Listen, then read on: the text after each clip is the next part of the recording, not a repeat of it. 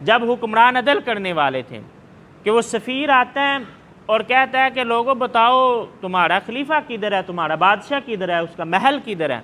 تو مسلمانوں نے بتایا کہ جی ہمارے بادشاہ کے تو کوئی محل نہیں ہے، ہمارا ایک خلیفہ ادھر ہی مسجد نبوی کے اندر ہوگا، جاؤ ادھر دیکھ لو۔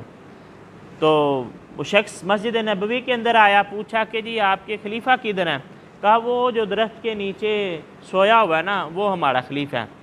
تو حضرت عمر فاروق رضی اللہ تعالیٰ عنہ اینٹ کا سرانہ ہے اور سر رکھ کے سوئے ہوئے ہیں۔ تو وہ سفیر آتا ہے اور کہتا ہے عمر یقیناً تم نے زمین پر عدل کر دیا، اسی لیے تمہیں اینٹ پر بھی نیند آ جاتی ہے۔ ہمارے بادشاہ چونکہ عدل نہیں کرتے، انہیں محمل کے بستروں پر بھی سکون میسر نہیں ہے۔ آج ہمارے اندر جس چیز کا فقدان ہے وہ غیرت ایمانی ہے، وہ عادل حکمران ہے۔ عدل کہا جاتا ہے کہ کفر کا معاشرہ جو ہے وہ تو قائم رہ سکتا ہے لیکن ظلم کا معاشرہ قائم نہیں رہ سکتا۔ کہ آج آپ دیکھیں ہر طرف ظلم کی وبا جو ہے وہ پھیلی ہوئی ہے، عدل نام کی چیز ہی باقی نہیں رہی۔ آئے دن اب تو سارے لوگوں کے سامنے آشکار ہے، پوری دنیا جو ہے وہ عیاں ہو چکی ہے۔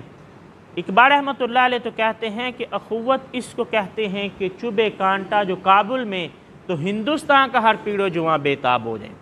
اور اللہ کے رسول صلی اللہ علیہ وآلہ وسلم نے فرمایا کہ امت مسلمہ جست واحد کی طرح کہ جسم کے ایک ہی حصے میں تکلیف ہو تو پورا جسم بے تاب ہو جاتا ہے۔ اور آج ہمارے بازو کٹ کٹ کر گرتے ہیں، بچوں کا خون بہتا ہے، بچوں کی اعضاء نہیں ملتے ہیں۔ اپنے بچوں کو ڈھونڈنے کے لیے وہ لوگ بچوں کی کلائیوں پر نام لکھتے ہیں کہ چہرہ نہ بھی ہوا تو کلائی سے پہچان لیں گے کہ یہ ہمارا بیٹا ہے۔ یہ کیفیت وہاں ہوئی ہے اور یہاں ہمارے ہاں غیرت نام کی کوئی چیز ہی نہیں ہے۔ عوام جو ہے وہ اندر سے کڑتی رہتی ہے لیکن کر کیا سکے۔ اور اس سے بھی اگر اگلے درجے کی میں بات کروں، گو ہمارا نظریاتی اختلاف ہو سکتا ہے کسی کے ساتھ، لیکن پرسوں آپ لوگ جانتے ہیں جماعت اسلامی نے اسلام آباد کے اندر فلسطین کے حق میں ریلی نکالی تو ہماری حکومت نے ان کے کارکنوں کو پکڑ کے جیلوں میں ڈال دیا۔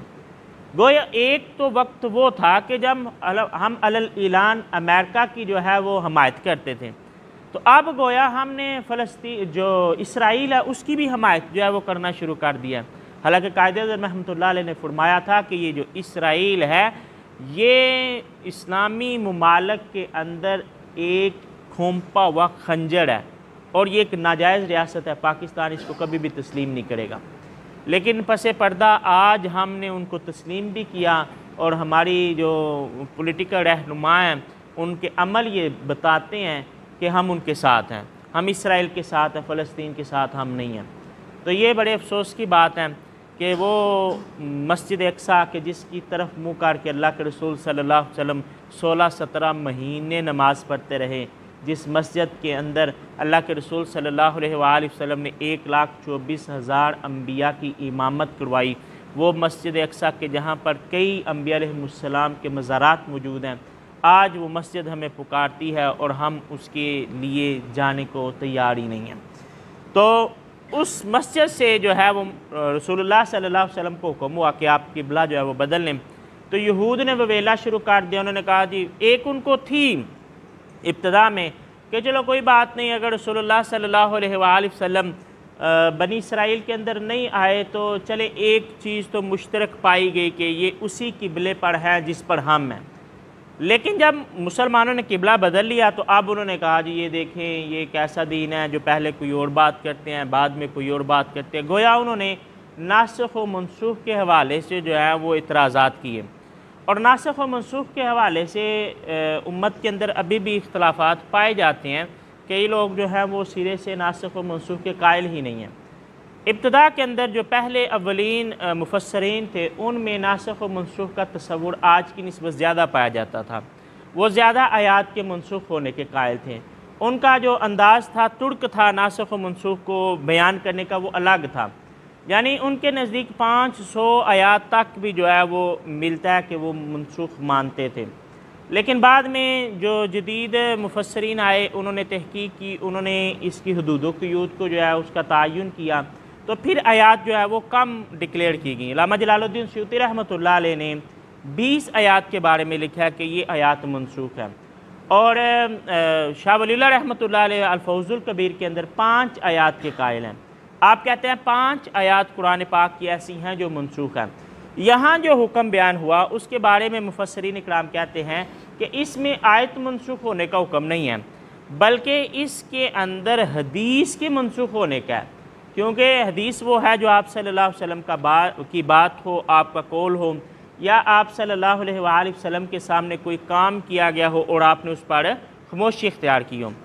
کیونکہ ابتدا میں مکہ کے اندر یا پہلے 16 مہینوں کے اندر ہمیں کوئی ایسا حکم قرآن کے اندر موجود نہیں ملتا کہ حکم ہوا ہو کہ آپ جو ہے وہ مسجد اقصیٰ کی طرف منہ کر کے نماز پڑھیں۔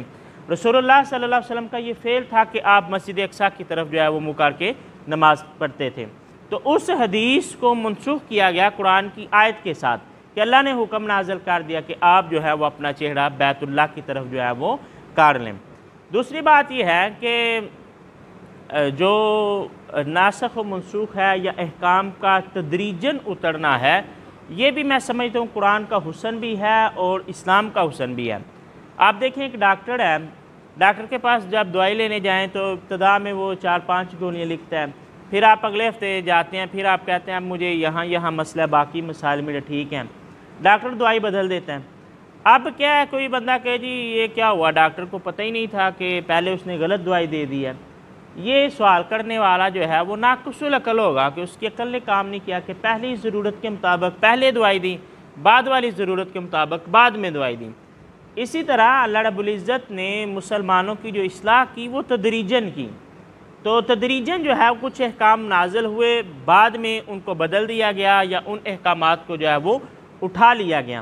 تو اب اللہ کے علم پر اس حوالے سے کوئی اعتراض نہیں ہو سکتا کہ معاذ اللہ پہلے اللہ کو پتہ نہیں تھا کہ قبلہ یہ بنانا ہے، بعد میں پتہ لگا۔ یہ اعتراض اللہ کی ذات کے حوالے سے درست نہیں ہے۔ اللہ کو ابتداءً ہی ہر چیز کا علم تھا، لیکن اللہ رب العزت نے تدریجاً احکامات کو جو ہے وہ لوگوں پر نافذ کروایا۔ تو اللہ رب العزت نے فرمایا عن قریب یہ لوگ کہیں گے کہ کس چیز نے ان کے قبلہ کو بدل دیا۔ قل اے نبی علیہ السلام آپ فرما دیجئے للہ المشرق والمغرب، اللہ ہی کے لیے ہے مشرق بھی اور مغرب بھی۔ ہر سمت جو ہے وہ اللہ ہی کی سمت ہے، تم جس طرح بھی منہ کرو گے اللہ ہی کو پالو گے۔ یہود جو ہیں ان کی جو سمت ہے وہ مغرب کی سمت ہے، یعنی دونوں جو ہیں وہ بیت المقدس کی طرف منہ کر کے عبادت کرتے ہیں، عیسائی بھی یہودی بھی، لیکن وہاں جا کر پھر دونوں کی سمتیں الگ ہیں۔ یہودی جو ہے وہ بیت المقدس کی مغربی جانب کو افضل مانتے ہیں، اس طرف منہ کرتے ہیں، عیسائی جو ہے وہ مشرقی جانب کو افضل مانتے ہیں اور اس طرف منہ کرتے ہیں۔ یہود کی وجہ یہ ہے کہ قرآن نے بھی اس کا بیان کیا کہ حضرت موسیٰ علیہ السلام کو اللہ رب العزت نے مغرب کی جانب سے ندا کی، تو اس لیے وہ مغرب کی جانب کو افضل جانتے ہیں۔ عیسائی جو ہیں ان کے بارے میں ملتا ہے کہ حضرت مریم کے پاس جو جبریل آئے وہ مشرق کی طرف سے آئے، اس وجہ سے وہ مشرق کو افضل جانتے ہیں۔ تو اللہ رب العزت نے فرمایا مشرق ہو یا مغرب ہو، ہر سمت اللہ ہی کی سمت ہے، تم جس سمت میں بھی منہ کر لو تم اللہ رب العزت کو ہی پاؤ گے۔